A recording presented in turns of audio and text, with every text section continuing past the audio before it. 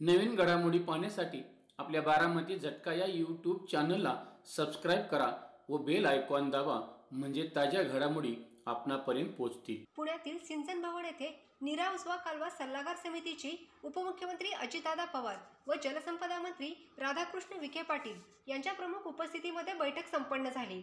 यावेळी आजी माजी लोकप्रतिनिधींसह खासदार, आमदार, महापालिका व जलसंपदा विभागाचे अधिकारी उपस्थित होते। या बैठकीत फलटण तालुक्याच्या हक्काच्या पाण्याबाबतचा प्रस्ताव चर्चेत होता। यावेळी विधान परिषदेचे माजी सभापती आणि आमदार रामराजे नाईक निंबाळकर यांनी फलटण तालुक्याचे पाणी माळशिरस आणि सांगोला तालुक्याला देऊ नये व या पाण्याची वाटणी इतरत्र होऊ नये म्हणून आग्रही मागणी केली। शेवटी गावात माळशिरस मानले, त्याला फलटण तालुक्याचं खंडाळा तालुक्याचं कमी करायचं कारण काय? त्या अशा मुद्दे तयार झालेले आहेत की त्याच्यात नाही म्हणलं तरी फलटण तालुक्याचं पाणी कमी करायचं, आज मला तुम्ही सांगा, बाकीचं सगळं पाण्याला सोडून द्या। यामुळे माळशिरस आणि सांगोला तालुक्यातील शेतकऱ्यांमध्ये संभ्रम निर्माण झाला आहे। यावर नीरा देवधर उर्वरित संघर्ष समितीचे अध्यक्ष जलनायक शिवराज पुकळे यांनी बारामती झटकाचे संपादक श्रीनिवास कदम पाटील यांच्याशी संवाद साधला आहे। तर आपण प्रत्यक्षच पाहूयात ते काय म्हणतायत। नमस्ते, बारामती झटक्यामध्ये सहर्ष स्वागत आहे। सिंचन भवन येथे महाराष्ट्र राज्याचे उपमुख्यमंत्री अजितदादा पवार आणि जलसंपदा मंत्री राधाकृष्ण विखे पाटील यांच्या मार्गदर्शनाखाली, अध्यक्षतेखाली कालवा सल्लागार समितीची पुणे येथे बैठक संपन्न झाली। त्यावेळेला आजी माजी लोकप्रतिनिधी, आमदार असतील, खासदार असतील, उपस्थितांच्या मध्ये बैठक संपन्न झाली।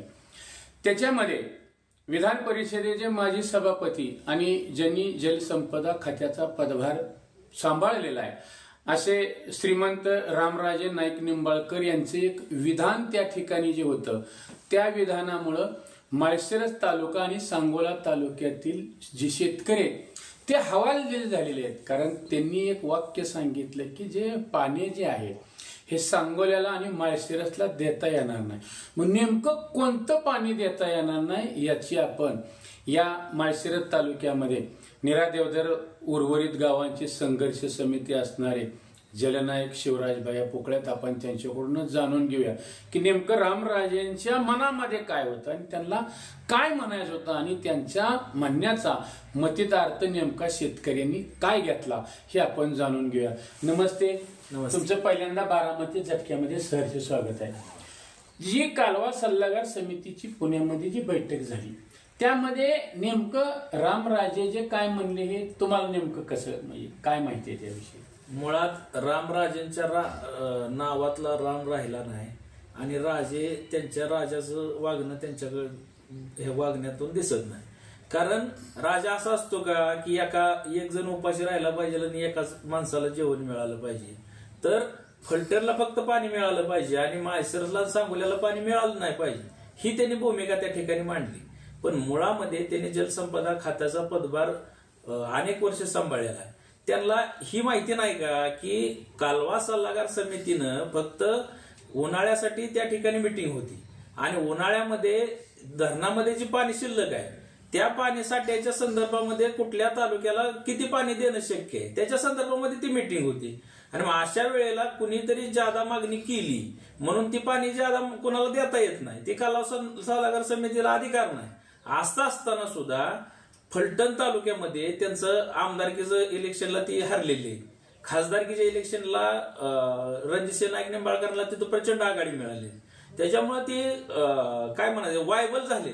आणि त्यामुळे फलटण तालुक्यातल्या जनतेला दाखवण्यासाठी की बाबा फलटणवर अन्याय होतोय आणि म्हणून मग ही लोक सांगोलवाली पाणी मागतात, माळशिरसवाली मागतात, मग तिकडं जे पाणी द्यायला लागले ते आपलंच पाणी द्यायला लागलेत असं लोकांमध्ये संभ्रम करायचा, ही त्याचा त्या उद्देश होता। आणि म्हणून त्यांनी म्हणलं की फलटणचं पाणी, वाट्याचं पाणी कुणाला देऊ नये।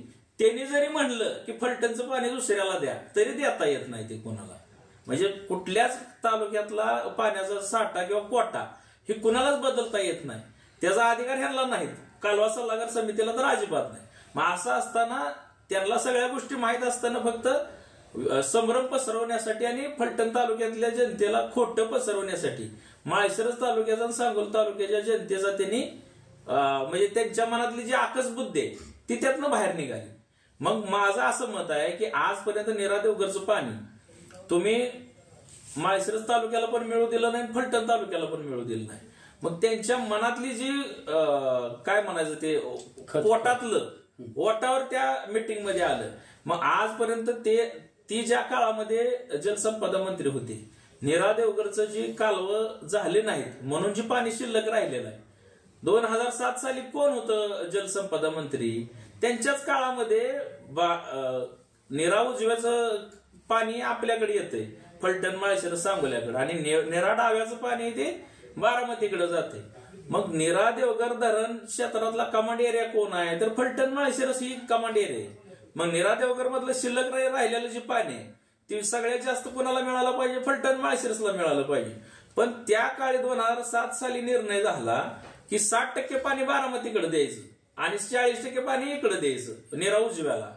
मग ती रणजितसिंह नाईक निंबाळकर खासदार झाल्यानंतर तत्कालीन जलसंपदा मंत्री गिरीश महाजन साहेबांकडून रणजितसिंह नाईक निंबाळकरांनी ते बारामतीचं जाणारं पाणी नीरा देवगरचं उर्वरित राहिलेलं जे आपण नीरा उजव्याला आणि नीरा डाव्याला देत होतो ते बारामतीकडचं पाणी कमी केलं आणि आपल्या ह्या भागाला पाणी जास्त वाढवून दिलं. मग त्याचा एक इफेक्ट म्हणून आदरणीय पवार साहेबांपासून हे सगळे म्हणजे महायुतीत असताना सुद्धा रामराजे असतील, रणजितसिंह मोहिते पाटील असतील, हे सगळ्यांनी एकत्रित येऊन रणजितसिंह नाईक निंबाळकर फलटण तालुक्याबरोबरच ह्या माळशिरसला, सांगोल्याला, करमाळ्याला न्याय द्यायला लागलेत. आणि ह्याचा कुठंतरी त्यांना पोटशूळ उठला आणि म्हणून लोकसभेला ही सगळी मंडळी एकत्र येऊन त्यांचा पराभव केला आहे. आणि मग आता पराभव होऊन पण ही माणूस काय थांबत नाही. या लोकांना पाणी प्रत्येक फलटण तालुक्याला तर मिळालंच पाहिजे. फलटण तालुक्यामध्ये कालवा जोड, नदी जोड प्रकल्प ऐकलं होतं, पण कालवा म्हणजे कॅनल जोड महाराष्ट्रात पहिलं उदाहरण फलटणमध्ये रणजितसिंह नाईक निंबाळकरांनी केलं. नीरा देवगरचा कालवा धोंबलकवडीला जोडला आणि साधारण 0.93 म्हणजे जवळपास 1 टीएमसी पाणी फलटण तालुक्याला जादाचं मिळवून दिलं रणजितसिंह नाईक निंबाळकरांनी. मग ह्या सगळ्या गोष्टीचा त्यांना म्हणजे ही माणूस पराभव झालाय तरी सुद्धा थांबत नाही. ह्या गोष्टीचा त्यांना राग आहे म्हणून काहीतरी अशा हे खोट्या अफवा पसरवण्याचं काम त्यांच्याकडनं आता चालू आहे.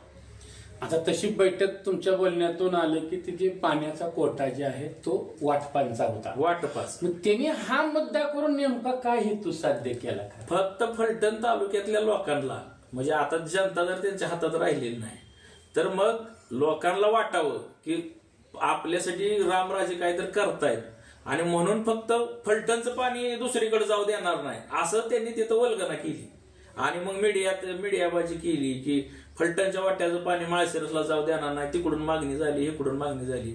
मग इकडून जरी मागणी झाली तरी तसा वाढवून द्यायचा अधिकार कालवा सल्लागार समितीला नाही.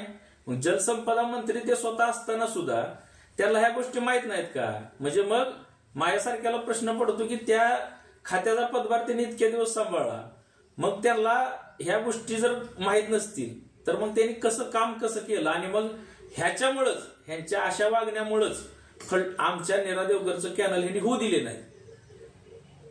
आता या नीरा देवगरच्या कॅनल विषयी तुम्ही म्हणला, ह्या तत्कालीन माळशिरस तालुक्याचे आमदार राम सातपुते यांनी विधानसभेमध्ये प्रश्न मांडला. तत्कालीन खासदार रणजितसिंह नाईक निंबाळकर यांनी लोकसभेमध्ये हा विषय मांडला आणि त्याला कुठेतरी गती आली.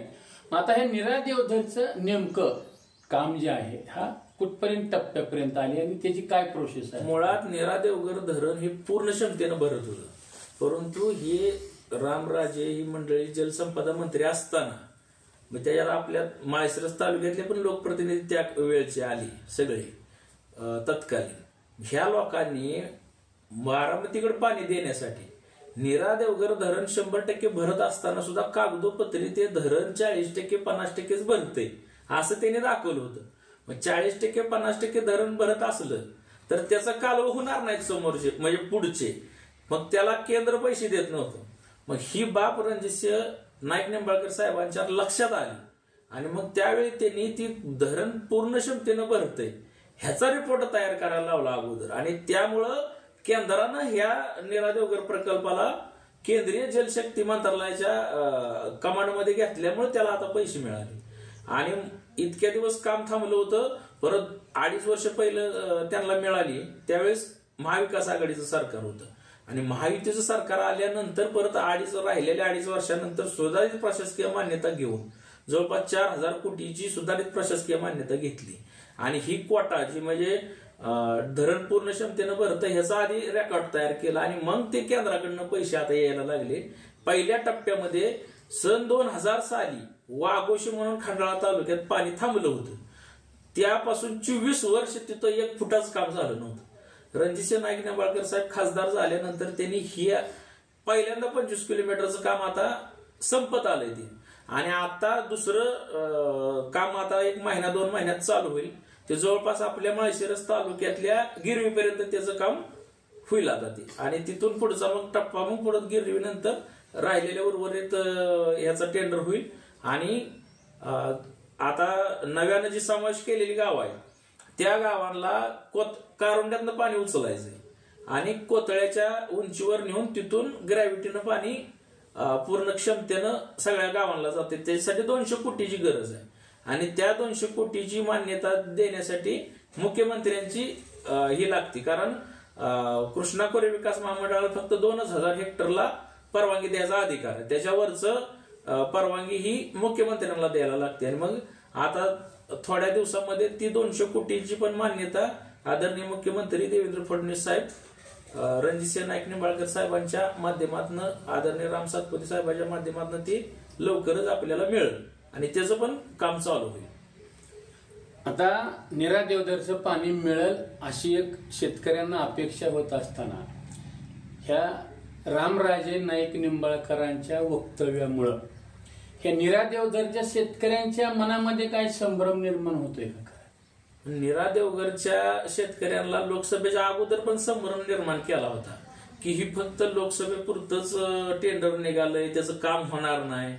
मग ते जे टेंडर निघालं होतं त्याचं काम संपत आलं आता पहिल्या 25 किलोमीटरचं आणि दुसरं सुद्धा काम आता चालू होते. म्हणजे लोकांनी आता त्यांच्यावर विश्वास ठेवलेला नाही. म्हणूनच लोकसभेला जवळपास 7 गावात माळशिरस तालुक्यातलं जी उर्वरित गावं होती त्यातल्या 7 गावात रणजितसिंह नाईक निंबाळकरांना लीड आहे. म्हणजे इथल्या 2 शक्ती एकत्र असताना सुद्धा रणजितसिंह नाईक निंबाळकर साहेबांवर विश्वास ठेवून तेच पाणी देऊ शकतात म्हणून लोकांनी लोकसभेला त्यांना लीड दिला आपल्या दुष्काळी पट्ट्यात. म्हणजे माळशिरस तालुक्यातला एक शेतकरी असेल किंवा नीरा देवधर तुमच्या संघर्ष समितीचा म्हणून म्हणजे तुम्ही आता रामराजेंचा कशा पद्धतीने निषेध करताय? मला तर असं वाटतंय की ते साठी बुद्धी नाटी जसं म्हणतात तसं त्यांचं काम झालेलं आहे. त्याच्यामुळे त्यांच्यावर म्हणजे काय शेवटच्या क्षणाला आल्यानंतर काय म्हणते ती दिवाळी जायला लागल्यावर भडका उडतो तसा कार्यक्रम आता चाललेला आहे त्यांचा. माळशिरस तालुक्यातल्याच त्याचबरोबर सांगोला तालुका असेल आणि ही फलटण तालुक्याला सुद्धा नीरा देवघरचं पाणी मिळू दिलं नाही, ती त्यांनीच मिळू दिलेलं नाही. कारण त्यांनी धरणच 100% भरत नाही म्हणून रिपोर्ट दिलेले आहेत. ती जलसंपदा मंत्री असतात. मग त्याच्यामुळे ह्या सगळ्या दुष्काळातल्या शेतकऱ्यांच्या वतीनं मी त्यांचा तीव्र शब्दात निषेध व्यक्त करतो. आपण पाहिलं की आता हे होते जलनायक शिवराज पोकळे. विस्तृत असं त्यांनी या ठिकाणी जे काय रामराजे असतील त्यांच्या वाक्याचा समाचार घेतलेला आहे आणि माळशिरस तालुक्यामध्ये नीरा देवधरचं पाणी खऱ्या अर्थानं कशा पद्धतीने येईल. रणजितसिंह नाईक निंबाळकर असतील, राम सातपुते यांनी ज्या पद्धतीने काम केलं आणि त्यांच्याच पद्धतीने आता थोड्या दिवसामध्ये हे कालव्याचं काम पूर्ण होऊन हे पाणी मिळेल असा एक माळशिरस तालुक्यातील शेतकऱ्यांना विश्वास दिलाय. निश्चितपणे रामराजेंचं जे काही वक्तव्य आहे हे त्यांच्या चुकीच्या पद्धतीनं असेल किंवा जाणीवपूर्वक असेल किंवा शेतकऱ्यांची एक प्रकारे चेष्टा करण्याचा असेल किंवा रणजितसिंह नाईक निंबाळकरांचं राजकीय खच्चीकरण करावं असाही उद्देश त्यांचा असेल. त्यांचं वाक्य त्यांच्या बरोबर असेल पण त्यांच्या वाक्याचा बराचसा या ठिकाणी शिवराज भैया पोकळे यांनी संदर्भ घेऊन जी काय माहिती दिली ती निश्चितपणे आम्ही माळशिरस तालुका असेल, फलटण असेल, सांगोला असेल या नीरा देवधर कमांडमधील सर्व शेतकऱ्यांच्यापर्यंत पोहोचवू. तुम्ही आलात आणि आपल्या प्रतिक्रिया भावना दिल्या त्याबद्दल बारामती झटका युट्यूब चॅनलच्या वतीनं आपलं सहर्ष स्वागत. धन्यवाद. राम राम. धन्यवाद.